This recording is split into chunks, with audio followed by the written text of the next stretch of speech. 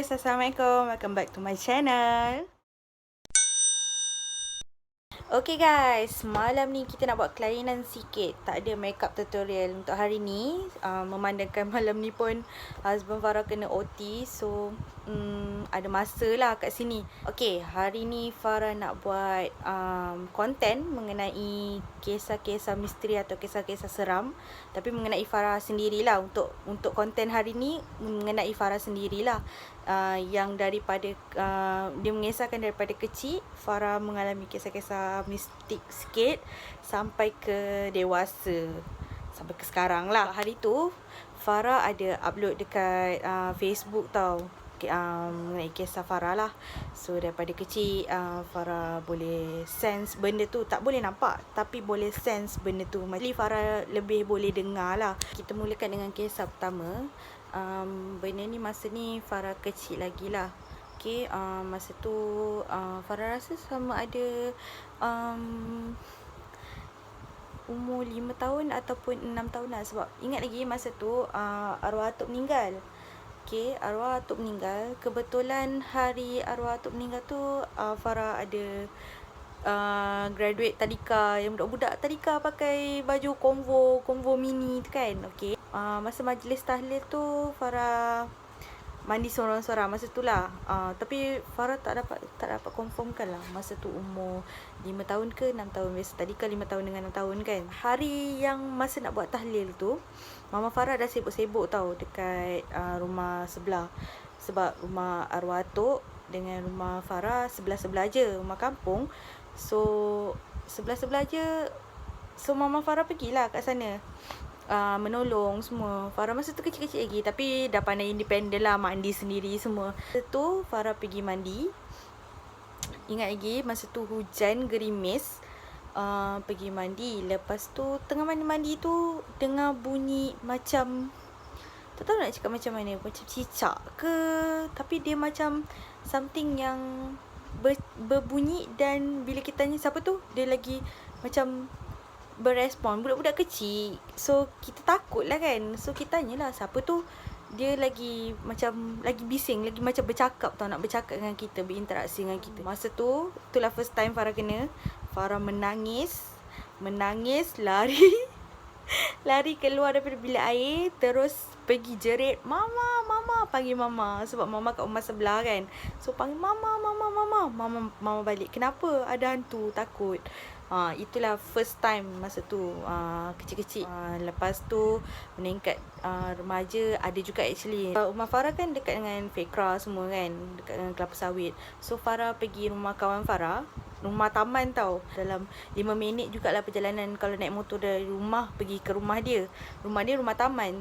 So Farah pergi rumah dia. Memang suka lepak kat situ. Lepak, main bunga api. Yang Farah ingat, Farah kena bunga api kena kat kaki, menggelembung. Masa nak balik tu, dekat depan dekat sempang, sebelum sampai sempang masuk rumah Farah, dekat belah depan rumah Farah ni ada parit tau. So sebelum nak masuk kat sempang rumah Farah, Farah ada nampak satu figure, black figure lah, duduk menyangkung dekat tepi parit tu. So masa tu okey lagi. Balik tu Mama Farah macam dapat sedar, tapi kita tak dapat kontrol diri kita tau. Mama cakap macam Farah jadi macam kebudak-budakan macam tu. Pakcik datang bagi air doa macam tu, minum, besok tak pergi sekolah. And then nak tahu tak apa yang jadi besoknya tu rumah Farah kena pecah masuk. Tapi tak ada tanda-tanda pecah masuk pun kat dalam rumah. Handphone hilang, duit tabung hilang. Duit tabung Baba lah, sebab Baba dulu simpan duit tabung kat luar je, bukan kat dalam bilik. Dia letak je kat luar. Farah sorang-sorang kat rumah. Mama kerja, Baba kerja. Dia tu kita jadi macam, nak tahu tak macam mana situasi tu. Farah bangun tidur. Farah tengok pintu bilik terbuka. Farah masa tengah hari tau. Farah ingat mungkin pintu dia terbuka sendiri. Lepas tu panggil juga Mama, sebab ingat Mama dah balik kerja kan, balik kerja awal ke macam tu. So panggil Mama, tak ada menyawat. Okey, tak apalah. Lepas tu keluar, rasa macam something tau. Memang rasa macam berat hati, tak tahulah, rasa macam gelabah, macam takut. Tiba-tiba cari-cari handphone, nak telefon mama kan. Handphone tak ada. Nasib baik masa tu Farah ada 2 handphone. Satu handphone Nokia biasa, satu lagi handphone yang macam Nokia. Biasalah Nokia canggih sikit, macam Express Music kan. Yang hilang tu handset yang canggih. Yang lagi satu handset yang biasa tu, handset yang coki-cokia tu ada dekat terselit kat bawah bantal. Masa tu memang bernasib baik gila. Lepas tu telefon mama, suruh balik. Lepas tu Farah dah mulai nangis lah masa tu. Yelah takut kan, sebab kita seorang-seorang. Tapi tak ada tanda pecah masuk kat rumah langsung. Tak tahulah orang tu masuk ikut mana, lubang mana kat dalam rumah ni, tak tahulah. Tapi pintu depan still kunci, pintu kayu pun kunci. Sebab rumah Farah ada pintu grill, ada pintu kayu. Dan pintu dapur pun sama, macam tu juga. Tapi tak ada tanda-tanda pecah masuk. Malam sebelum tu Farah macam ibarat dah ada dapat alamat lah, petanda macam tu. Okay, and next, masa tunang balik masa tu biasalah orang tunang manis-manis kan gitu, balik tengok wayang lambat. Itulah masalahnya, balik tengok wayang lambat. Lepas tu naik motor, sekarang dah husband lah kan. Naik motor. Lepas tu Farah duduk belakang. Farah tengah, husband tengah bawa motor masa tu. Farah macam nampak sesuatu tau dekat sempang masuk. Bukan sempang masuk rumah Farah yang ni, sempang masuk yang mula-mula untuk masuk ke rumah Farah. Kat situ ada satu sosok, tahulah siapa, gula-gula manis gitu. Dia berdiri dekat tiang. Ada satu macam bangunan, tak naklah sebut dekat mana kan. Ada satu macam bangunan kerajaan kat situ. So berdepan dengan dia tu, benda tu berdiri dekat tiang lampu. Mula-mula Farah macam tak notice tau. Lepas tu Farah tertoleh kat belakang, tergerak hati nak toleh kat belakang. Nampak tak, mata gatal kan, tergerak hati toleh kat belakang. Tiba-tiba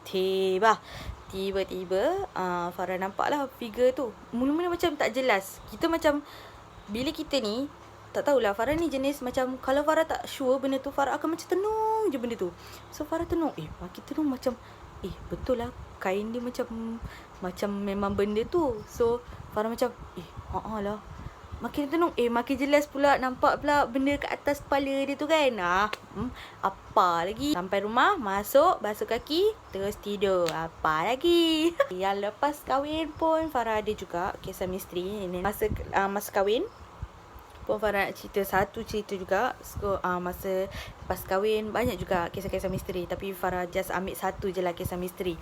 Husband je, dia memang ada sixth sense.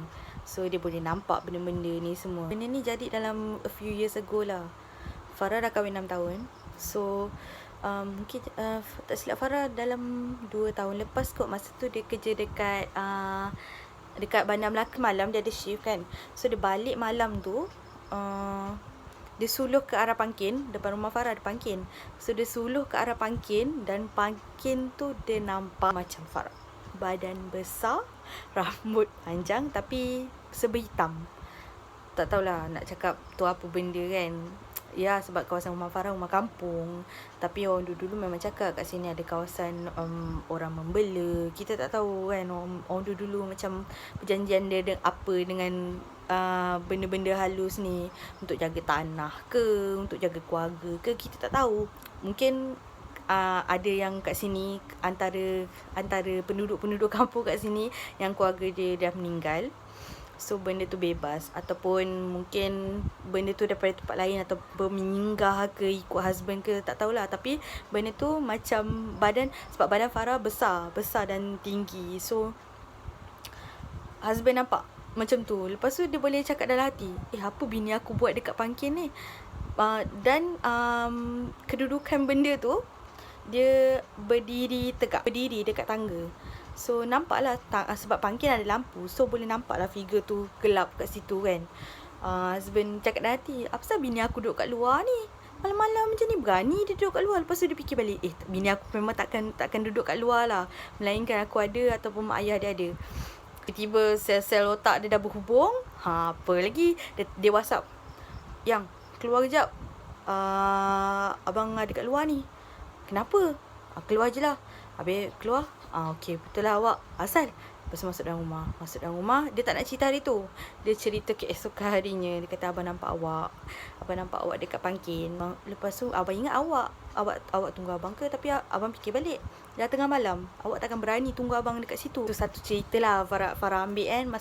Masa dah kahwin. Yang latest ni Farah ada cerita juga dekat dalam Facebook. Mostly untuk kawan-kawan Farah lah. Sebab kawan-kawan Farah semua yang friend dekat Facebook ataupun kenalan rapat yang tahu, yang ada simpan WhatsApp status semua, diorang mesti macam akan tahulah situasi Farah ni macam mana kat rumah. Kadang-kadang macam pukul 2 pagi Farah ni susah sikit nak tidur. Kadang-kadang husband pun tidur lambat. So kita orang sukalah tengok YouTube, berbual sebelum tidur. Tiba-tiba terdengar lah benda dekat pokok. Sebab sebelah rumah Farah, sebelah bilik Farah ada pokok manggis. So pokok manggis tu memang rimbun, lebat. So kadang-kadang dengar lah bunyi bumbung berlari-lari. Tiba-tiba terkejun kat pokok manggis. Ikut husnuzon mungkin musang kot, tak apalah. Okey, tapi bila dah macam bunyi tapak-tapak kaki berjalan, sebab daun-daun gugur kan, bunyi tapak-tapak kaki berjalan boleh dengar. Itu yang faham sendirilah situasi rumah ni macam mana. Rumah kampung. Farah selalu up status dekat status WhatsApp, status Facebook. Cakap kadang-kadang tengah-tengah malam kan, cakap buat hal lagi lah, dengan itulah, dengan inilah. Paling ingat sekali sebab Farah kan senang dengar kan daripada nampak. Husband lebih senang nampak. Husband punya ayah, bapa mentua Farah lah, sebelum dia meninggal, Farah ingat lagi masa tu bunyi kayu tau. Kita orang tengah duduk kat dapur masa tu. So kita orang kalau duduk kat dapur, dia balik kerja, kita orang selalu duduk kat dapur berbual-bual sebelum masuk bilik. Berbual-bual dulu kat dapur bagi dia relax. Bagi husband relax. Kadang-kadang dia nak makan kan. So tengah berbual, tiba-tiba macam senyap kejap tau. Tiba-tiba Farah dengar bunyi kayu jatuh. Bayangkan kayu stick, kayu ranting ke apa ke, tapi dia jatuh ke tanah. Lepas tu macam kena seret ketuk macam tu. Tapi tak lama lah, dalam 2-3 saat macam tu. Lepas tu hilang. Farah tanya husband, tapi husband tak dengar. Yang pasal bunyi kayu memang tak dengar. Pernah kita orang tengah malam Farah sakit perut, husband pun memang ada kat dapur masa tu. So Farah buang air. Farah ni jenis buang air suka buka air tak bising je dalam bilik air. So tak sunyi lah bilik air tu. Penakut nampak tak. So tak sunyi lah bilik air tu. So tiba-tiba husband kata, yang tutup air. Dia cakap macam tu tau. Tapi actually tengah malam tau. Actually Farah dengar juga, tapi Farah ingat benda-benda biasa je, mungkin kucing ke apa kan. Tapi husband suruh tutup air. And then Farah dengar husband. Yang ni kita orang dua-dua dengar benda yang sama. Dengar orang menangis, perempuan menangis. Apa lagi? Mempercepatkan tugasan di dalam toilet. Lepas tu kita orang terus masuk bilik. Dah tak ada cakap banyak lagi dah. Okay, dan yang paling latest ni pun Farah ada share juga kat dalam Facebook. Mak Farah nampak buang sampah dekat luar. Pagi tau. Ni situasi pagi. Kali ni situasi pagi. So buang sampah kat luar. Masa dia masuk dalam, kita orang ni jenis kalau dah buang sampah, tong sampah tu kita orang cuci dalam rumah. Nak basuh tong sampah. Mama Farah ni nampak kelibat Farah. Dia bukan kelibat lah, actually nampak Farah standing dekat sebelah peti ais, macam nak tunggu untuk masuk bilik air.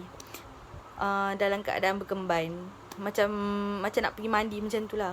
Dia kata badan macam kau dik, dan kulit dia pun cerah macam kau juga. Cakap macam tu. Okay, Farah macam nampak tak kat situ permainan dia. Agaknya dia dah penat jadi benda tu. Dia nak berubah jadi Farah. Dia tak tahu penat agaknya nak jadi Farah ni. Penat nak bawa diri tau ke mana, ke sana ke sini. Penat. Mama cakap, kejap adik Mama ingat Farah kan. So kejap adik Mama tengah cuci tong sampah kejap. Sekali dia tengok dah tak ada. Mama tanya, tadi kau ada nak pergi bilik air ke? Tak ada. Ni baru keluar bilik. Kenapa? Daripada pagi memang tak keluar. Tadi mama nampak macam kau berkemban nak masuk bilik air.